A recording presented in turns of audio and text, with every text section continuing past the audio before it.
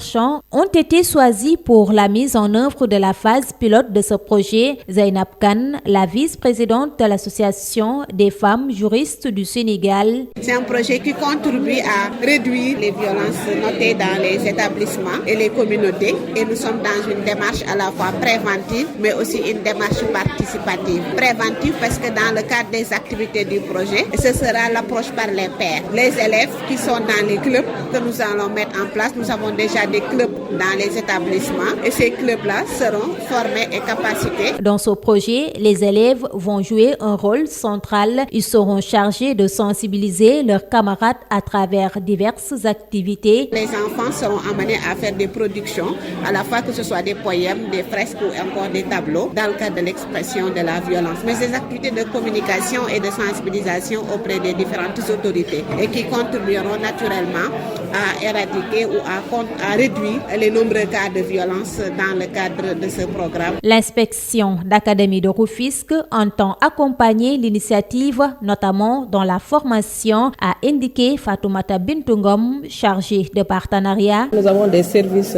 rattachés, comme le CAOSP, où nous avons là aussi des psychologues conseillers pour l'accompagnement. Nous avons aussi des IVS qui eux aussi viendront en accompagnement et la mobilisation aussi donc de nos partenaires, à savoir les APE, pour que ce projet puisse aboutir à bon point. Parce que la violence en milieu scolaire, c'est depuis les maisons. Maintenant, si dans la famille il y a de la violence, forcément cette violence s'invite au sein de nos établissements scolaires. En plus, il y a ce qu'on appelle le nouveau phénomène de drogue que nous voyons, le DADIO. Les élèves se droguent en plein jour, donc dans les cours d'école et en dehors des écoles. Ce phénomène donc demande, comme la justice le dit, une approche holistique. Toute la communauté doit se mobiliser pour l'éradiquer carrément. Toutes les parties prenantes ont pris part à cette cérémonie de lancement. À travers ce projet, les acteurs souhaitent renforcer les mécanismes institutionnels et sociaux afin de garantir aux femmes et aux jeunes le droit à une vie sans violence dans le département de Rufisque.